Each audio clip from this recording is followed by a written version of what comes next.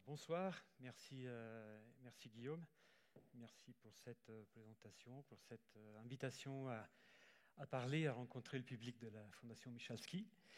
Donc comme j'ai carte blanche, j'ai découvert ça et je vais utiliser ce petit droit, ça n'arrive pas souvent. Donc, au début, j'avais prévu de faire quelque chose, vous avez lu sans doute la petite présentation.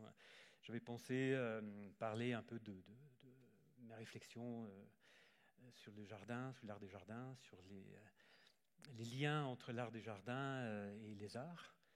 C'est un sujet autour duquel je travaille depuis pas mal d'années.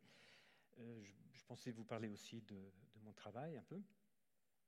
Et puis je me suis dit, voilà, ce serait peut-être plus intéressant de parler plutôt que des idées de lieux spécifiques, de jardins spécifiques. D'une part parce que ces lieux sont capables, mieux que moi, je pense, d'exprimer, de dire ce que j'ai à dire. Enfin, cette réflexion, ces idées autour du jardin, de l'art des jardins, les lieux eux-mêmes, les jardins eux-mêmes, les expliquent, les donnent à voir d'une façon beaucoup plus éloquente et beaucoup plus claire. Et puis, c'est aussi une manière de parler finalement indirecte, mais c'est une manière de parler de ce que je fais, parce que ce sont ces jardins, ces jardiniers aussi souvent, qui nourrissent mon travail, mes livres, etc. Et puis, plutôt que de parler de plusieurs jardins, je me suis dit qu'on aurait pu se concentrer sur un jardin en particulier. Un jardin qui a beaucoup compté pour moi dans ma vie. C'est beaucoup plus qu'un lieu que j'ai étudié, que j'ai essayé de comprendre, que j'ai visité. C'est vraiment une présence, le jardin, le jardinier dont je vais vous parler, et les livres qu'il a écrits.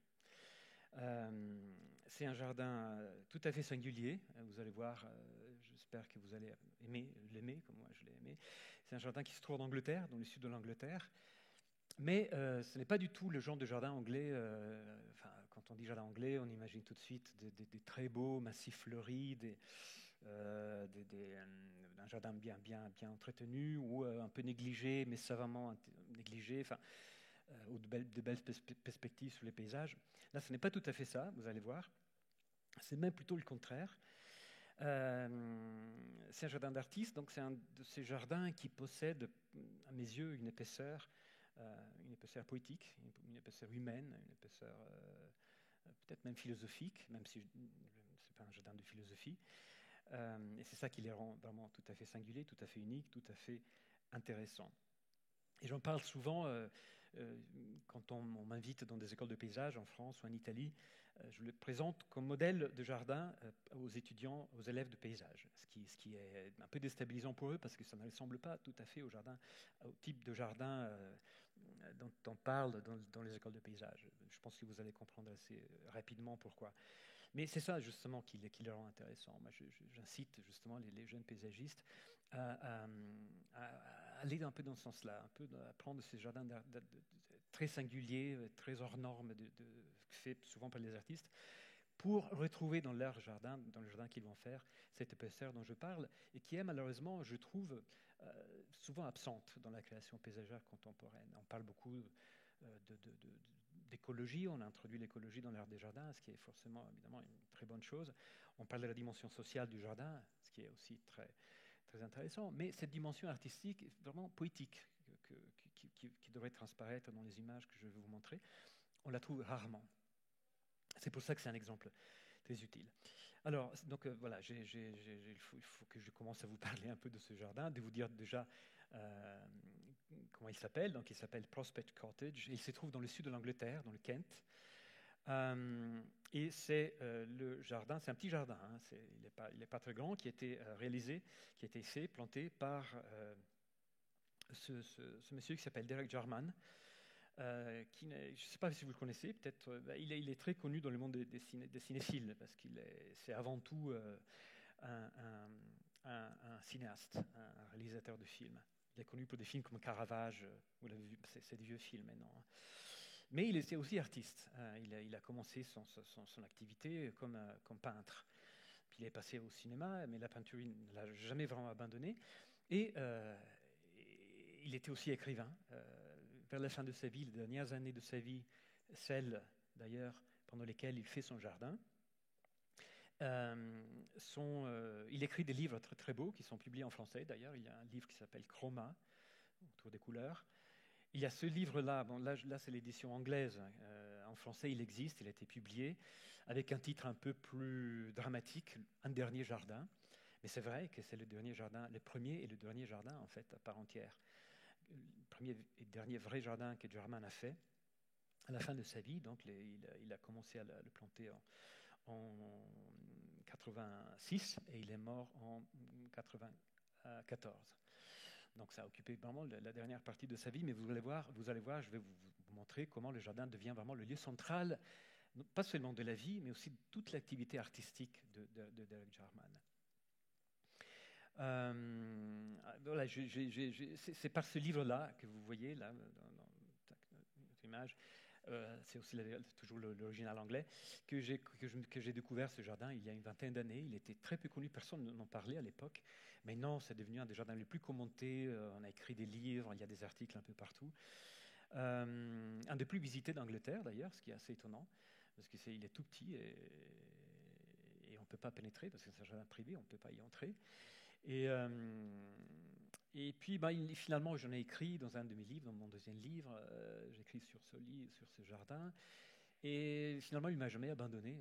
C'est toujours là, quelque part, dans ma vie. Et il y a quelques mois, je l'ai retrouvé notamment parce qu'il y a une exposition, je crois qu'elle se termine en ce moment, à Paris, à Ivry-sur-Seine plutôt, qui est dédiée justement à Derek Jarman dans toute son œuvre, enfin dans son œuvre en tant que cinéaste. Surtout, c'est un centre d'art contemporain, ses tableaux, notamment les tableaux qu'il a fait à la fin de sa vie. Et moi, je participais justement pour la partie jardin et pour la partie littéraire, pour la partie les livres qu'il a écrits.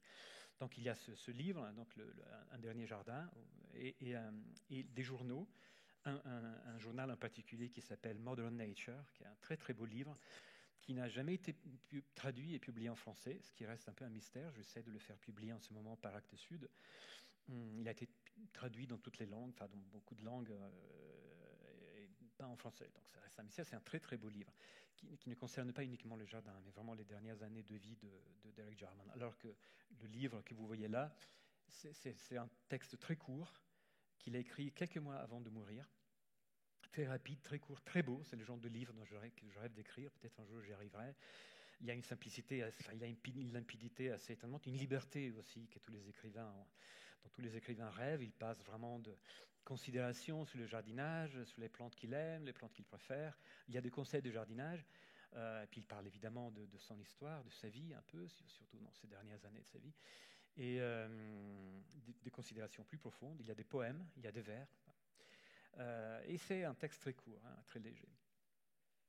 Donc voilà, en quelques mots, je vais vous raconter l'histoire de ce jardin, qui raconte bien sûr lui-même dans ses livres.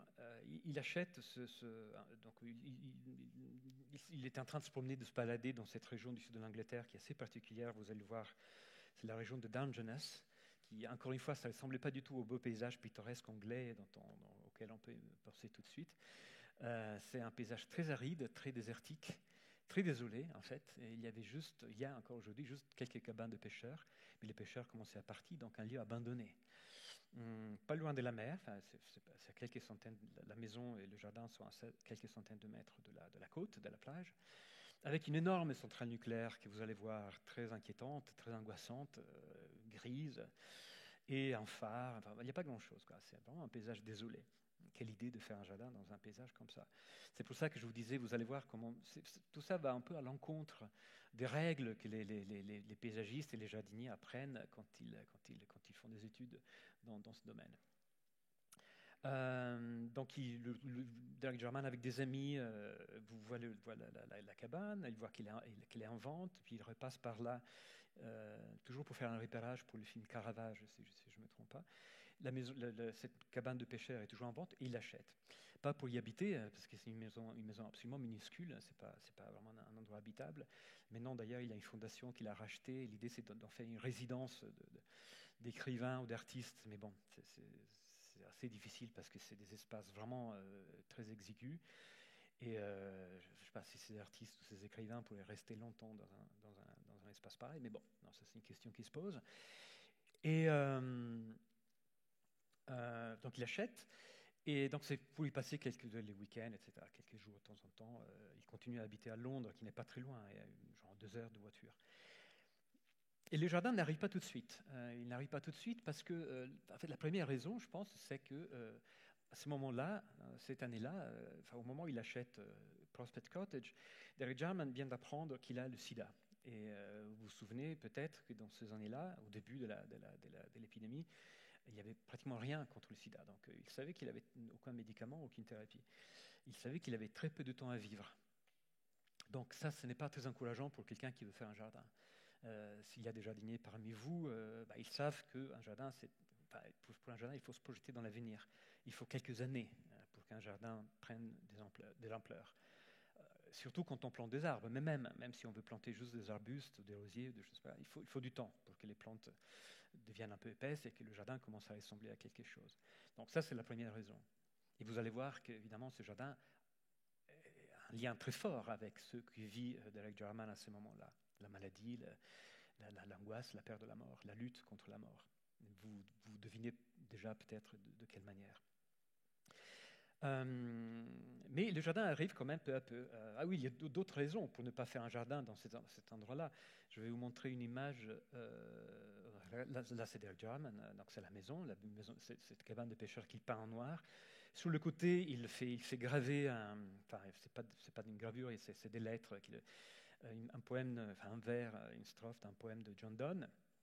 Et là, dans cette autre image, et là vous voyez Derek Jarman qui jardine, heureux. Et voilà, là vous voyez au premier plan, il y a le jardin avec des arbustes, c'est des ajoncs. Et la plaine de Dungeness, c'est ce que vous voyez de l'autre côté de la route. Il n'y a pratiquement rien, quoi. Pourquoi? Parce que la terre est très pauvre, très caillouteuse. Il y a c'est pratiquement de la caillasse. Donc très peu de terre. Il y a quelques plantes adventices qui arrivent à survivre, à s'installer. On ne les voit même pas ici. Enfin, on voit quelques traces de verre au loin. Donc, c'est étrangement pour l'Angleterre, il pleut pratiquement très peu dans cette partie-là, dans le sud de l'Angleterre, dans cette partie-là du Kent. En revanche, il fait très chaud en été. Et en hiver, il y a des vents très forts qui viennent, et comme il n'y a rien pour les arrêter, ils balayent tout sur leur passage. Donc, voilà, il y a vraiment tout pour décourager un jardinier. Donc, au début, en tout cas, Derek Jarman n'avait aucune envie, aucune intention de faire un jardin. Mais le jardin arrive quand même, il arrive peu à peu, il raconte comment. Déjà, il commence à planter devant la maison, installer devant la maison des cailloux, des galets qu'il trouve sur la plage. Et il commence à dessiner comme des parterres géométriques, comme dans un jardin à la française, un jardin à l'italienne.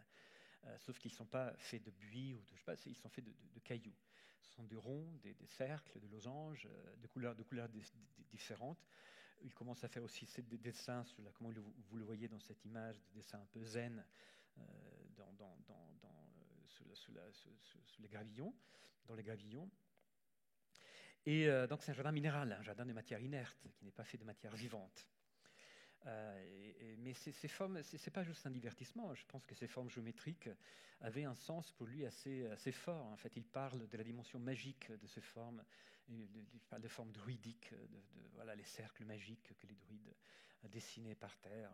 Alors, Jarman n'était pas un mystique, mais il y a quelque chose qui nourrit sans doute son imaginaire. En tant qu'artiste, en tant que peintre, on va le voir peut-être, en tant qu'écrivain, et surtout en tant que jardinier. Et puis il y a les plantes quand même qui arrivent. Elles arrivent peu à peu. D'abord, il plante un églantier. Sans doute, il ne le dit pas, mais c'est un églantier qu'il n'a sûrement pas acheté. Un églantier, ça ne s'achète pas dans les aubépines, c'est une rose sauvage. Donc il a sûrement trouvé quelque part une graine qui avait dû tomber, donc il a transplanté sans doute. Il l'a planté à l'arrière de la cabane, du cabanon pour que le rosier soit plus protégé. Et puis il a continué, évidemment, il s'est pris au jeu, comme on dit, et il a continué. Il a fait venir de la terre végétale, il faisait des trous, il mettait la terre comme ça, et il installait peu à peu des plantes qu'il achetait dans les merveilleuses pépinières du sud de l'Angleterre, qu'il allait explorer. Et le jardin arrive, c'est un jardin de plus en plus touffu, de plus en plus riche, de plus en plus dense, de plus en plus épais, de plantes, de couleurs, de fleurs. En même temps, vous le voyez dans cette image, il commence à installer des bouts de bois flottés qu'il trouve sur la plage, qu'il décore avec de la ferraille ou avec des coquillages, de pierres. Vous voyez sans doute dans d'autres images. Voilà. Comment appeler ça? Je ne sais pas s'il faut appeler ça des œuvres d'art. Je pense qu'il aurait trouvé que c'est un mot un peu trop prétentieux. En même temps, ce n'est pas juste de la déco. Vous savez, parfois les jardiniers ont tendance à mettre des jolies choses dans le jardin juste pour faire de la décoration, pour les ornements du jardin. Mais ce n'est pas ça. Et je pense que vous allez voir tout à l'heure pourquoi. Ça a un sens assez fort sur un plan artistique, sur un plan humain. Voilà, le jardin, donc avec les bouts de bois, la ferraille, les plantes. Vous voyez qu'il y a quand même pas mal de plantes, pas d'arbres évidemment, pour les raisons que j'évoquais. Il savait que les arbres, il les verrait jamais grands. Même un arbre, avant d'avoir l'aspect d'un arbre, il faut quand même au moins une dizaine d'années, quoi.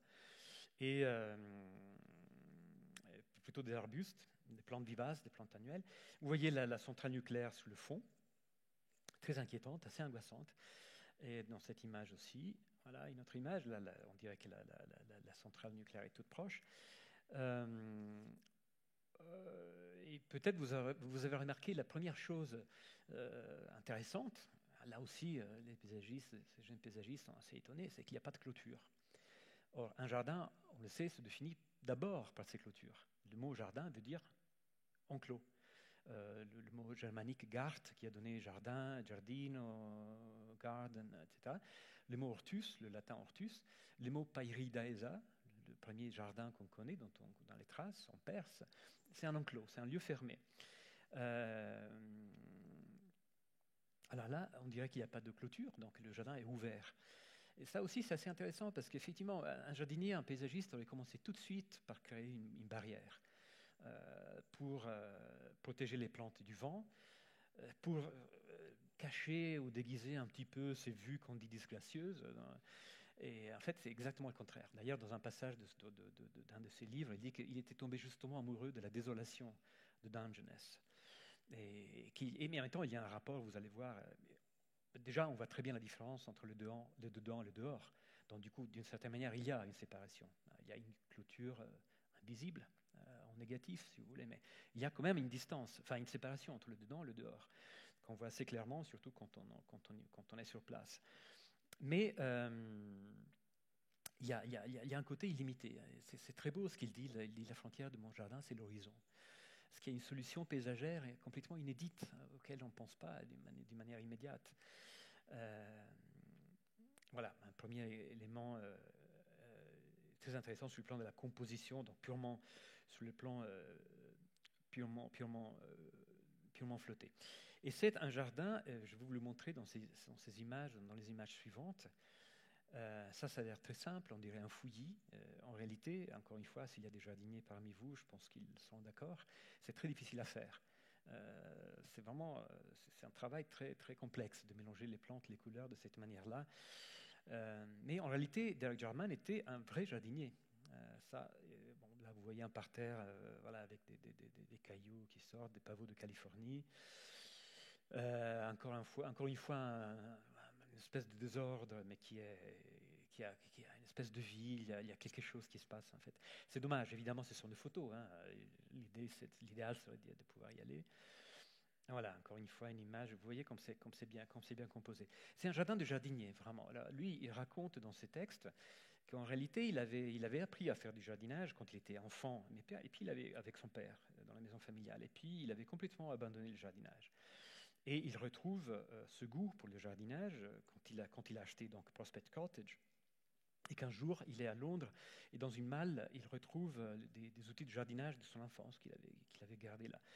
Et ça, c'est pas tout à fait vrai en fait, comme pendant la préparation de l'expo en Île-de-France dont je vous ai parlé. Je parlais avec un ami de Jarman, de ses collaborateurs pour ses films, qui m'a dit que c'était un peu un petit mensonge littéraire, quoi. Vous savez qu'on a toujours envie d'ajuster, de rendre un peu plus romantique, plus dramatique. Là, c'est la redécouverte du jardinage dans la vie de Derek Jarman. En réalité, donc, il n'a jamais arrêté de faire du jardinage, ou de s'occuper des plantes plutôt. Il a toujours étudié les plantes. Dans ses maisons à Londres, dans ses appartements, il y avait toujours des plantes, ses terrasses. Dans le dernier atelier qu'il a eu à Londres, il avait installé sur une paroi des tas de plantes, comme ça, accrochées à la paroi. Un peu comme un jardin vertical, vous savez, ils sont très à la mode maintenant, mais ça c'est un jardin vertical avant la lettre. En tout cas, il connaissait les plantes, et ça on le voit dans les images que je viens de montrer. On voit qu'il y a quand même, c'est un jardin savant d'une certaine manière.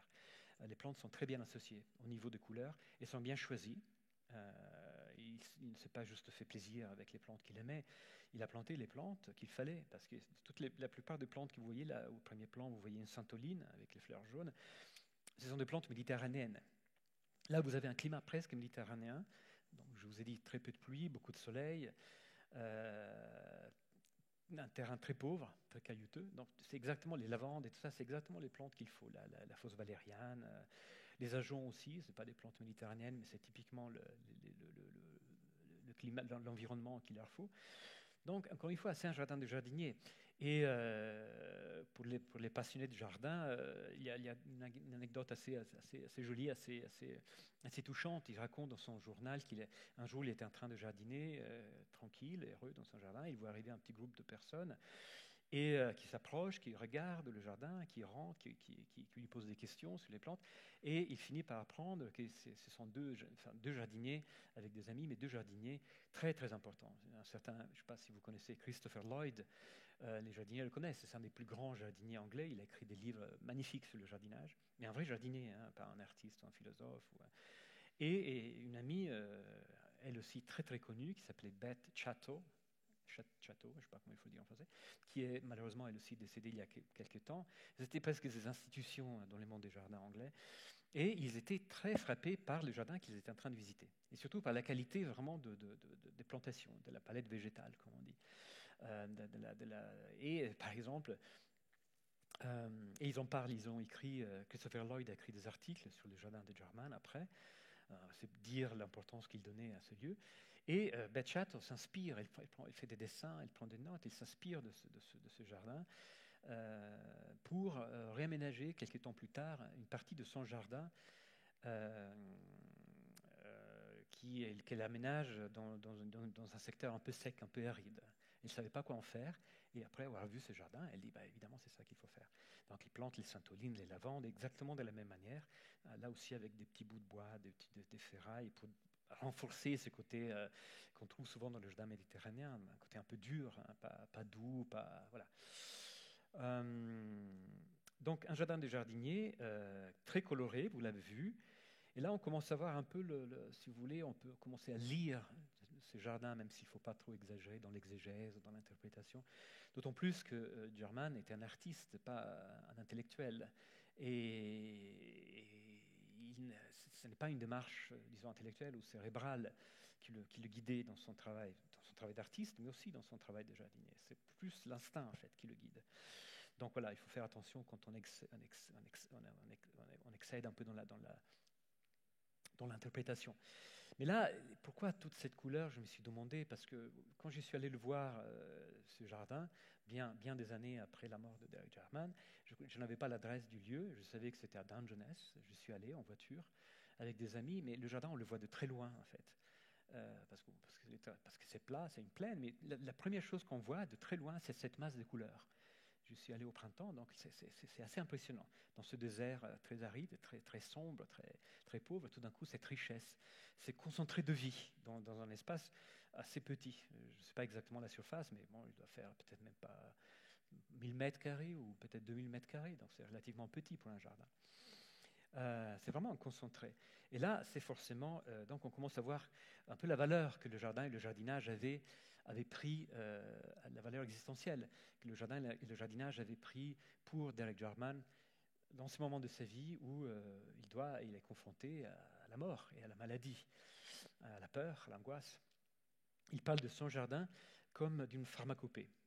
Il raconte par exemple que la nuit, le soir, il lisait des livres sur les plantes officinales, les plantes qui soignent, des livres anciens, des traités anciens. Et par exemple, voilà, il plante la sauge. La sauge, c'est la salvia en latin. La salvia, c'est la plante qui sauve. Il y a cette espèce d'illusion un peu enfantine que le jardin va le sauver de la maladie. tout en sachant bien sûr que ce n'est pas possible, que ce ne sera pas le cas, que ça ne va pas arriver, que ce n'est pas comme ça que ça va se passer. Il y avait peu de doute à l'époque sur l'évolution de cette maladie. Mais le jardin intervient comme outil, d'une certaine manière, de résistance contre la mort, contre la maladie, contre la peur. Et ça, nous le savons encore plus aujourd'hui, depuis que des États-Unis nous est arrivée la mode, ou la pratique plutôt, très sérieuse et très intéressante des jardins de soins, qu'on voit de plus en plus dans les hôpitaux, mais aussi dans les maisons de repos, dans les hôpitaux, dans les endroits voilà, où on souffre. Le jardin n'est pas un médicament, mais le jardin aide à résister, à faire face. Et c'est ce qui se passe il y a des pages merveilleuses que Jarman écrit à ces sujets.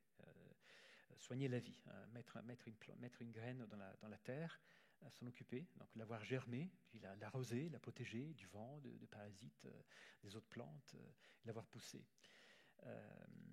C'est un geste assez fort. Et il y a aussi une complicité qui se crée avec les plantes. Je ne vais pas vous le lire, mais il y a un passage dans un de ses journaux assez touchant, encore une fois, où il dit qu'au mois de janvier, il voit dans son jardin une bourrache. Vous savez, cette plante aussi méditerranéenne qui fleurit, qui se ressème toute seule, qui envahit tous les jardins quand on la laisse faire, avec des très belles fleurs bleues. Mais c'est au mois de janvier, donc c'est une plante, ça arrive parfois, qui n'a pas bien compris et qui a fleuri hors saison. Donc forcément, la fleur qui vient d'éclore, dans le froid, commence à flétrir, donc elle va mourir, elle va mourir. Mais au premier rayon de soleil, elle s'ouvre à nouveau, voilà, un petit rayon d'espoir. Et dans son journal, Jarman écrit cette jolie phrase « I, borage, bring courage ». C'est la bourrache. Moi, bourrache, donne du courage. Qui est une espèce de dicton qu'on trouve en anglais, mais qui vient en réalité du latin. Bon, pour la petite histoire, c'était un chant des soldats romains avant la guerre. Bon, parce qu'avant de se battre, avant la bataille, ils buvaient du vin de bourrache. Bon, donc du coup, c'est la bourrache qui donnait du courage. Il y avait un peu d'alcool sans doute. Voilà, et ça, Derek Jarman le traduit bien sûr par rapport à ce qu'il est en train de vivre. Hein. Donc il y a comme une complicité, une sorte de fraternité qui se crée avec les plantes et qui est extrêmement forte, extrêmement touchante. Si on ne lit pas ces livres et si on va dans les jardins, j'ai le sentiment qu'on le ressent encore aujourd'hui. Cette proximité entre le jardinier et les plantes qu'il cultive. Donc le jardin, pour Jarman, à ce moment de sa vie, c'est un lieu d'espoir. Mais ça, c'est vrai pour tous les jardiniers, c'est vrai même pour des jardiniers qui ne sont pas confrontés à ce que Jarman devait vivre à ce moment-là. Le jardin, c'est un lieu de l'espérance, c'est un lieu de l'espoir, c'est le lieu dans lequel l'espoir est toujours présent. C'est pour ça peut-être qu'on l'associe depuis toujours, entre autres, c'est pour ça qu'on l'associe à l'Éden, le lieu désirable, le lieu du bonheur, parce que c'est le lieu dans lequel on peut avoir de l'espoir. C'est comme un acte de foi dans la vie, d'une certaine manière. Mais ça, c'est normal, c'est ce qui se passe, encore une fois, sans réflexion, sans réfléchir. Si vous plantez un arbre en terre, ou une plante, n'importe laquelle, elle est pathétique, elle est toute petite, et vous vous projetez dans l'avenir. Comment il sera, surtout les arbres, hein, vous plantez un arbre, comment il sera dans 10 ans, dans 20 ans, dans 50 ans, dans 100 ans, quand je ne serai plus là, mais il y aura quelqu'un d'autre qui sera là pour l'admirer. Il y a peut-être une partie de vous, puisque vous en êtes responsable, vous l'avez mis en terre, vous l'avez soigné, vous êtes responsable de cette vie, de cette beauté. Et c'est là, voilà, c'est là que, comme je le disais, le jardin devient un acte de foi, qu'on le veuille ou non, dans l'avenir, dans le temps et dans la vie. Donc voyez tous les liens qui se créent entre la maladie et le jardinage. Donc ici, dans ces moments-là, dans ces moments de bonheur, dans ces moments de plénitude, dans ces moments d'espoir, le jardin devient vraiment un paradis. L'image de l'Éden et du paradis, c'est une image très abusée quand on parle de jardin. C'est difficile de trouver un livre sur les jardins dans lequel on ne trouve pas le mot paradis qui arrive à un moment ou à un autre. Et malheureusement, voilà, même quand on essaie d'être original, on n'y échappe pas. Mais c'est le mot qui nous revient à la bouche, à l'esprit, quand on voit un beau jardin. C'est un paradis, c'est presque plus fort que nous. Mais ça a un sens. Le paradis, ce n'est pas uniquement un lieu clos, le paradis des Persans, comme je disais tout à l'heure. C'est aussi le lieu c'est le lieu du bon vivre, le lieu désirable, le lieu dans lequel les hommes vivaient en entente avec le monde qui les entourait, avec la nature, avec les plantes, avec les animaux. Et c'est les lieux qui ne connaissaient pas la mort. Adam et Ève ne savaient pas ce qu'était la mort avant le péché originel, donc avant la sortie du jardin. Donc, il parle souvent du jardin, du paradis. Il y a une jolie phrase qu'il dit dans son livre. Il dit j'ai envie de parler du jardin, de mon coin de paradis que le Seigneur a oublié de mentionner. Mais c'est ce lieu paradisiaque, ce lieu du bonheur, ce lieu devient de l'espoir, devient aussi très souvent, vous vous en doutez, un lieu de la souffrance, un lieu de la peur, un lieu de l'angoisse. Il raconte, par exemple, les moments où le facteur arrivait avec une lettre, et cette lettre contenait la nouvelle de la mort d'un de ses amis qui avait la même maladie que lui, dans un hôpital à Londres ou à New York ou ailleurs. Et voilà, et le jardin devient le lieu qui doit consoler, bien sûr, mais aussi exprimer tout ça, cette peine, cette peur aussi. Et il y a des passages magnifiques, des poèmes très très beaux, surtout dans son dernier livre là, que je vous ai montré au début, Un dernier jardin, où il dit par exemple « Je marche dans mon jardin, main dans la main, avec mes amis morts ». Et le jardin donc devient, il dit, Éden et Gethsémani. Gethsémani, vous savez, vous vous souvenez, c'est le jardin dans le mont des Oliviers, où le Christ, le dernier soir, avant d'être arrêté, enfin les soirs où il est arrêté, il se retrouve tout seul au milieu des arbres, il a peur. Et ce jardin à Gethsémani, Éden et Gethsémani, comme le dit Derek Jarman lui-même, devient aussi un cimetière.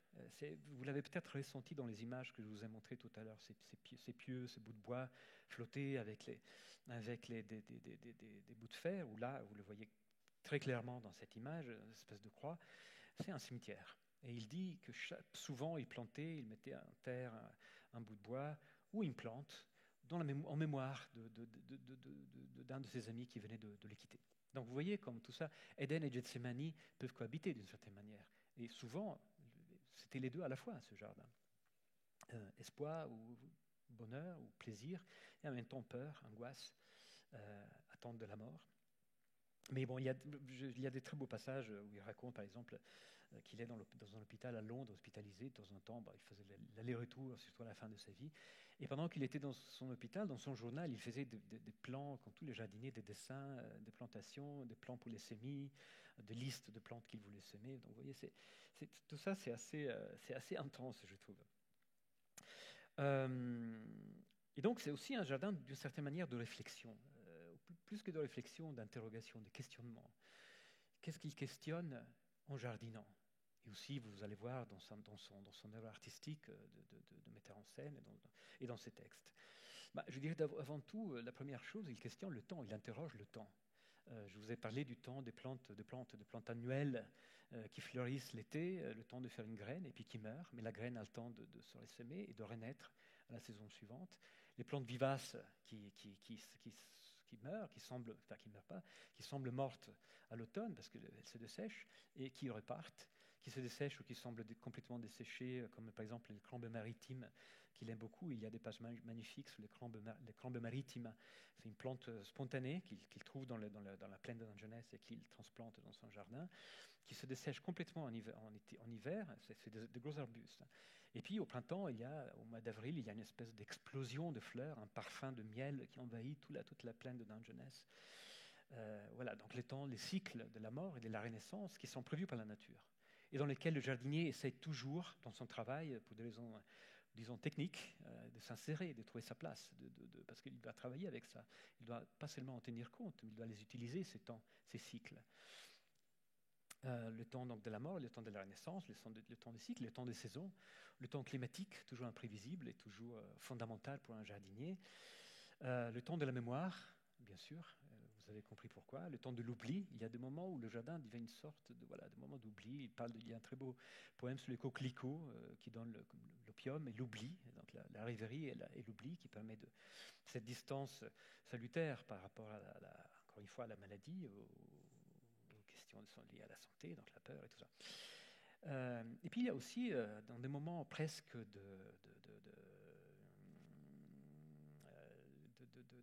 comment dire, presque d'illumination, même si Derek Jarman n'est ni un mystique ni un grand spirituel, il n'avait pas la foi, il parlait de la mort dans des termes très crus, mais la question du temps devient tellement inspirante qu'il y a par exemple un passage qui est presque mystique. Et il dit que le jardin lui donne accès à un temps qui est presque un autre temps, au-delà du temps, de notre temps, du temps normal. Je vais vous le lire parce que c'est un passage très court. Il dit dans son journal, « Le jardin s'inscrit dans un autre temps, sans passé ni futur, sans commencement ni fin. Un temps qui ne découpe pas les jours en heure de pointe, pause déjeuner, dernier bus pour entrer à la maison.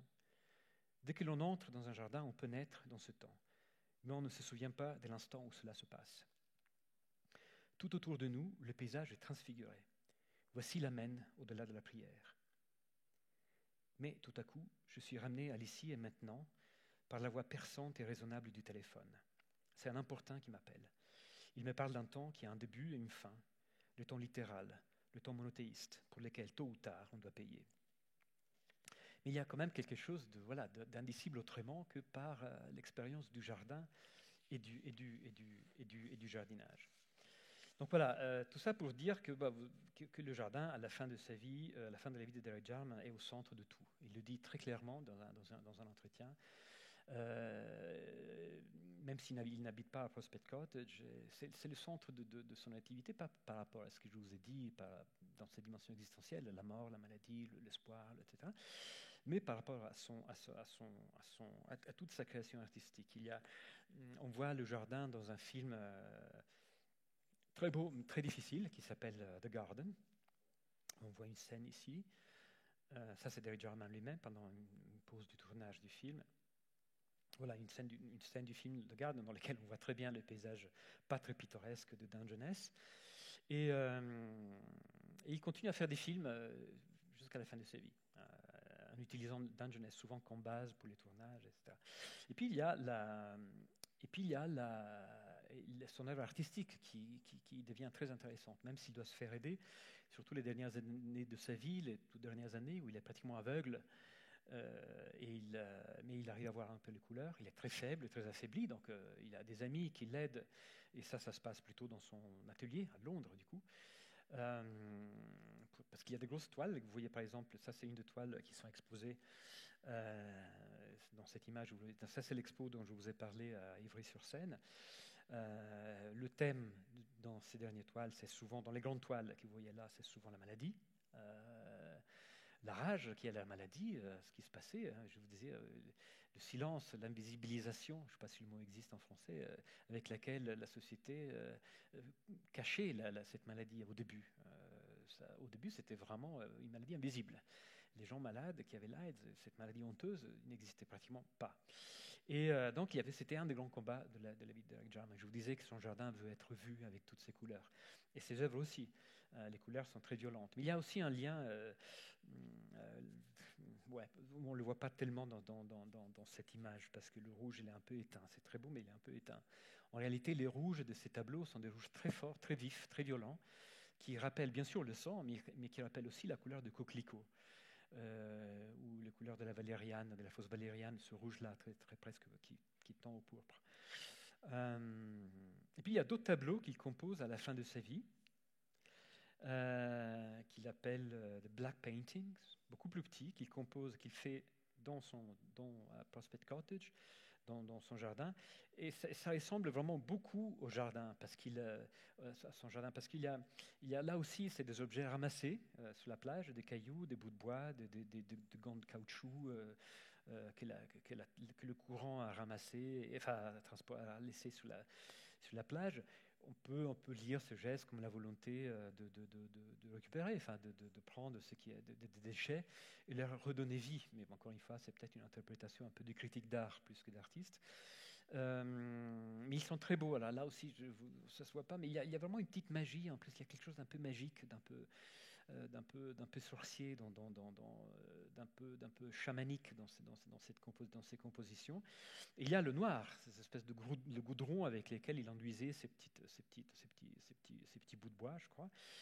Le noir, évidemment, il en parle avec le noir absolu, le néant de la mort, mais qui, dans ce main, un peu comme les jardins, c'est de la vie, ça prend de la vie, ça devient créatif. Il y a quelque chose on dirait presque qu'il y a quelque chose qui germe dans ces petits tableaux. Voilà. Et puis il y a les textes dont je vous parlais, qui sont vraiment qui ont une qualité littéraire vraiment assez étonnante. Voilà. Ici, on voit vraiment, je vous ai dit que je voulais vous parler du jardin comme œuvre d'art. C'est un débat qui intéresse pas grand monde, mais qui intéresse quand même quelques personnes, de savoir si vraiment le jardin c'est de l'art. Moi-même, je vous avoue que je ne le sais pas trop. Est-ce que tous les jardins sont des œuvres d'art? Moi, j'ai tendance à croire que le jardin, c'est toujours un peu plus et un peu moins qu'une œuvre d'art. C'est toujours une expression artistique, ça c'est clair. Mais ce qui me paraît évident, c'est que dans des jardins comme celui-là, comme dans le jardin de Jarman, l'art du jardin peut devenir vraiment un art. Et un jardin peut devenir une œuvre d'art à part entière. Surtout dans la mesure où elle interroge, où elle explore. Et ça, pour moi, c'est le propre de l'art. Que ce soit la littérature ou la peinture, ils ne sont pas là pour nous donner des réponses, mais pour explorer, pour questionner. Éventuellement pour tenter des réponses, mais des réponses presque timides. La question du temps, telle que l'explore Jarman, à chaque fois, on a l'impression qu'il arrive avec des solutions différentes. C'est le temps, c'est l'éphémère. Non, le temps, c'est l'éternel. Le temps, c'est les cycles de saison. Non, le temps, c'est quelque chose de définitif, etc., etc. Et toutes ces contradictions, enfin, ce seraient des contradictions si c'était l'œuvre d'un philosophe. Mais c'est un artiste, c'est pas un philosophe. Il a la liberté de l'artiste qui consiste justement, je répète, à questionner, à explorer et à nous inviter à le faire. Et dans un jardin, on voit ces questionnements presque en action, d'une certaine manière. On voit le questionnement qui se fait, parce qu'on est dedans, parce que le jardin vit sa vie, parce que c'est du vivant. Voilà, si le jardin est une œuvre d'art, c'est une œuvre d'art vraiment très particulière, parce que les matériaux que les jardiniers ou les paysagistes utilisent sont des matériaux vivants, ça va de soi. Ce sont des plantes, l'eau, la terre, qui grouille de vie, le vent aussi, à sa manière est vivant. Donc, et ça, c'est assez particulier, parce que d'un côté, c'est évident que ça rend cette œuvre d'art, si c'est une œuvre d'art, encore une fois, très différente de la peinture, de la musique, de la poésie, de la littérature, parce qu'un jardin n'est jamais fini. Un jardin est en métamorphose permanente, pas seulement parce qu'il évolue dans les ans, ou si possible, avec un peu de chance, dans les siècles, mais en fait, un jardin change sous vos yeux. Si vous êtes dans un jardin, il suffit que la lumière change, que le soleil sorte, ou qu'il se cache, ou qu'il commence à pleuvoir, ou qu'il y ait un brouillard qui se lève, et le jardin change complètement d'aspect. Vous ne le voyez pas de la même manière. Mais un jardin change sous les yeux du jardinier tout le temps. Hein. Et le fait que ce soit des matériaux organiques rend cette œuvre d'art impossible à maîtriser. Alors que normalement, un écrivain doit arriver au moment où il arrive à garder un minimum le contrôle sur son œuvre, sur les mots en fait qui composent son œuvre, les couleurs pour les peintres, les notes pour les musiciens. Alors qu'un jardinier n'arrivera jamais à maîtriser ces matériaux parce que la vie n'est pas maîtrisable tout simplement. Il peut prévoir des choses. S'il connaît les plantes, il sait comment telle plante va se comporter, comment elle va évoluer. Si tout se passe bien, s'il n'y a pas d'incident, s'il n'y a pas des choses qui interviennent, s'il n'y a pas une tempête, s'il pleut beaucoup, tout peut changer. Et puis le comportement des plantes, dans tous les cas, même si on les connaît, vous le savez, les jardiniers le savent, sont imprévisibles. Enfin, il y a des comportements bizarres, assez surprenants. Donc tout ça, on peut le voir comme une limite du jardin par rapport à d'autres expressions artistiques. C'est ça qui fait que le jardin, c'est peut-être quelque chose de moins par rapport à une œuvre d'art. Mais c'est aussi ce qui lui donne quelque chose de plus, pour moi. Un jardin peut dire, il me semble, et c'est le cas du jardin dont je viens de vous parler, c'est que rarement la littérature, j'espère que je ne me fais pas des ennemis parmi vous, mais c'est ce que rarement la littérature ou l'art arrive à dire, d'une manière aussi immédiate. Tout ça, ce que je fais, c'est 2 mots, c'est du discours, mais on n'en a pas besoin. Il faut y aller, et c'est là que le jardin vous dit tout ça, vous explique et s'exprime. Et ça, c'est quelque chose qui est spécifique, qui est propre au jardinage. Il y a cet art qui n'est peut-être pas un art qu'est le jardin. Alors, en plus, comme le jardin, je vais bien terminer là-dessus, est une œuvre, en tout cas une composition qui utilise des matériaux naturels, disons, c'est évident que l'interrogation principale, bien sûr, c'est le temps, puisque la nature, l'organique vit dans le temps. C'est une bonne entrée, d'une certaine manière, pour explorer ces dimensions. Mais le jardin nous pousse à nous interroger sur qu'est-ce qu'est la nature pour nous. Ça a toujours été vrai. C'est pas forcément pour ces jardins d'artistes, c'est vrai pour tous les jardins. C'est vrai pour tous les moments, toutes les époques de l'art des jardins. Chaque époque, chaque moment de l'art des jardins était une manière pour les hommes de définir, de tenter de définir leur vision du jardin. De la mettre au point d'une manière plus ou moins précise. Les Français ont réussi à faire ça très bien, par exemple, au XVIIe siècle. Si vous pensez à Versailles, Versailles, c'est presque un essai philosophique sur la nature. Comment les gens voyaient la nature au XVIIe siècle. On pense à Descartes, qui voyait l'homme comme maître et possesseur de la nature. Et tout ça, Versailles l'illustre d'une façon parfaite. C'est la domination, en théorie parfaite, en réalité imparfaite, parce que ça ne marche pas vraiment de ce point de vue-là. La domination de la nature n'est jamais possible, hein, mais bon, ça, ils ne le savaient pas. Nous, on le sait beaucoup plus aujourd'hui. Mais donc voilà, le XVIIe siècle a exprimé sa vision de la nature, et on peut parler de la Renaissance, du romantisme, etc. Donc, qu'est-ce que la nature? Et un jardin, n'importe quel jardin, nous pousse aujourd'hui à réfléchir à ça. Qu'est-ce que pour nous la nature dans ce moment de crise écologique? Dans ce moment où les espaces, les lieux de nature se font de plus en plus rares, les lieux tout court peut-être, les vrais lieux se font de plus en plus rares. Et le jardin de Jarman, il me semble qu'il nous pousse à nous interroger à la nature d'une certaine manière. Il me semble, je le lis comme ça, enfin je le traduis comme ça en ce moment en particulier, ces jardins, de quelle manière la nature, telle qu'on peut la voir, nous, aujourd'hui, peut nous porter secours dans un moment finalement assez difficile, où il y a toutes ces menaces qui pèsent sur l'environnement, sur la vie finalement, sur notre vie. Un moment de peur lié à la pandémie. La pandémie que nous connaissons aujourd'hui n'est pas la pandémie qu'a connue Jarman, mais c'est quand même une épidémie mondiale, une épidémie qui répand de la terreur autour d'elle et face à laquelle il faut réagir. De quelle manière la nature, je terminerai là-dessus, de quelle manière la nature peut nous porter secours? Qu'est-ce qu'elle peut nous donner comme outil pour opposer, comme l'a fait Jarman dans son jardin, quelque chose à la mort, au désespoir? Voilà, je m'arrête là. J'espère que je n'ai pas été trop long et je vous remercie. Merci. Voilà, je crois, ça va. Je n'ai pas été trop long, Guillaume. Voilà. Si vous avez des questions, on fait passer un micro.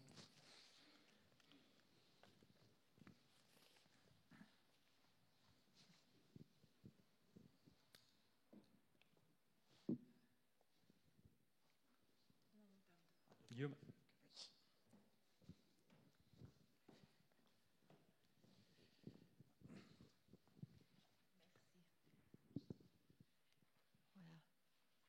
Je vous remercie pour vos explications.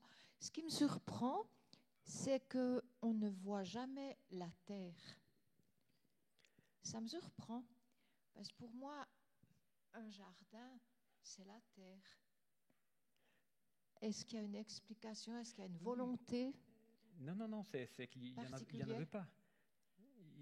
Il y avait très peu de terre. Dans toutes les images, on dirait que c'est fait exprès, mais ce n'est pas fait exprès, les cailloux, les gravillons. C'est vraiment parce qu'il n'y avait pas de terre. C'est vraiment le terrain qu'on voit quand on est là-bas. Il y a très peu de terre, donc il y en a assez pour les plantes adventices, enfin les petites plantes sauvages qui arrivent à se faire des racines malgré tout, parce qu'il y en a quand même un petit peu de terre végétale, mais pas beaucoup.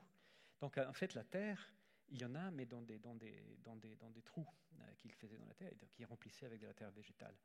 Sinon, même les plantes méditerranéennes, même les lavandes, n'auraient pas pu prospérer comme ça dans la caillasse. Mais c'est vrai que c'est assez saisissant de voir un jardin aussi minéral dans lequel la terre est très, très peu présente, très peu visible. Mais il n'y a pas d'herbe non plus. Vous avez remarqué qu'il n'y a pas d'herbe non plus. Mais pas parce qu'il utilisait du Roundup, parce qu'il n'y en avait pas.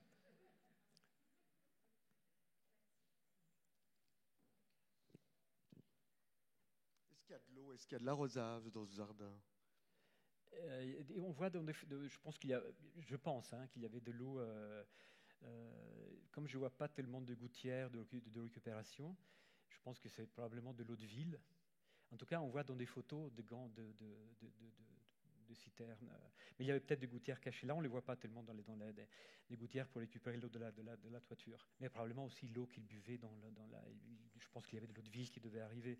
On le voit arroser dans une photo, donc oui, il y avait de l'eau. En tout cas, oui, il fallait, même ces plantes-là, il faut les arroser. Donc oui, je pense qu'il y avait de l'eau. Mais ce n'est pas un élément majeur du jardin. Ce qui est aussi un élément assez étrange sur le plan paysager, parce qu'on apprend quand on fait l'école de paysage que l'eau doit être présente dans un jardin. S'il n'y a pas d'eau, le jardin est pauvre. Et c'est vrai que si vous y pensez, est-ce qu'il y a beaucoup de jardins sans eau visible, hein? Je parle de l'eau visible en tant qu'élément, pas de l'eau pour arroser. Et là, il n'y en a pas.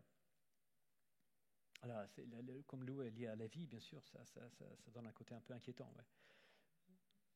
Mais il y en avait assez, en tout cas, pour arroser les plantes.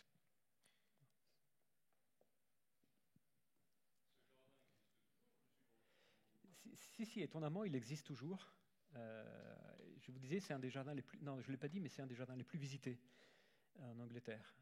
Quand j'y suis allé, en 2000, je sais pas, 2003, 2004, je ne me rappelle plus, il n'y avait pas grand monde, il n'y avait personne.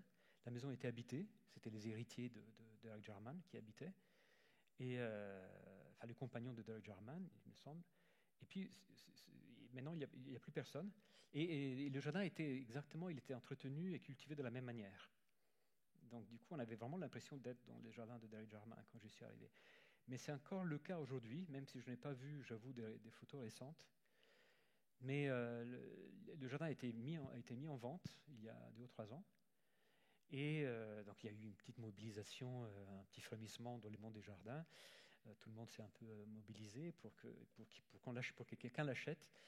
Effectivement, il y a un trust qui a été créé et qui a réussi à récolter assez d'argent pour l'acheter.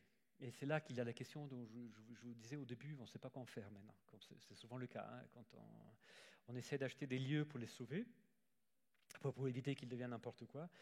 Mais ces lieux sont faits pour être habités. Alors ça, c'est vrai pour moi, c'est vrai pour tous les jardins, même pour Versailles. Mais, bon. Mais c'est encore plus vrai pour un jardin comme celui-là. Donc l'idée dans ce cas-là, très souvent, c'est de faire des résidences. Mais bon, encore une fois, c'est pas la Fondation Michalski. Hein. Je ne sais pas si vous mettrez 6 écrivains dans un... Mais même un écrivain, enfin, ou un artiste, c'est quand même assez petit dedans. C'est assez étouffant. La question du devenir de ces lieux est vraiment très importante. Déjà, comment on les entretient ?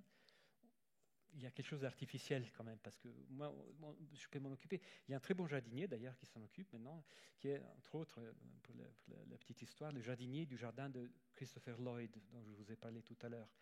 Le jardin s'appelle Great Dixter. Il n'est pas loin c'est un jardin magnifique, très différent de celui-là, mais très très beau. Donc il y a un très bon jardinier qui a sans doute compris des choses, mais ce n'est pas Derek Jarman. Donc il y a quelque chose d'un peu faux dans tout ça. Mais bon. Ça, c'est les contradictions auxquelles on est confronté quand qu'est-ce qu'on fait dans ces jardins ? On ne va pas les laisser partir et disparaître. On les fait vivre, mais voilà, c'est une vie un peu difficile, quoi. La bonne solution n'existe jamais, en tout cas.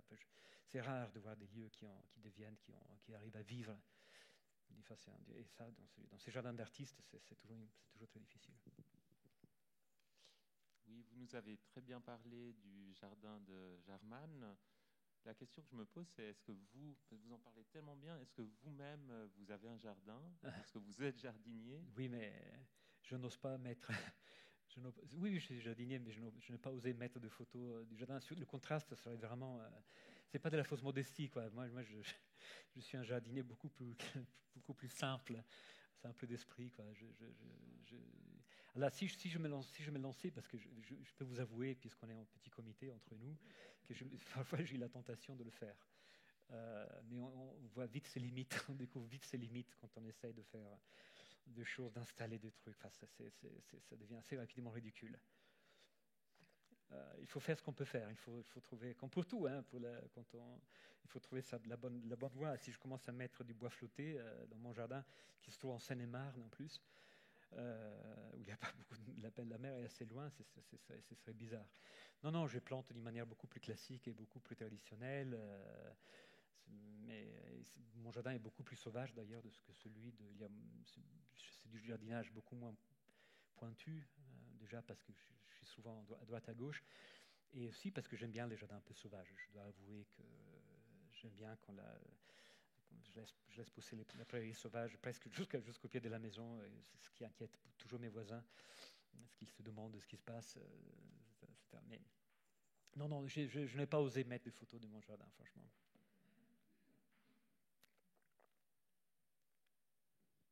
Bon. Bon, je vous invite à prendre un verre en haut. Merci. Marco. Merci beaucoup.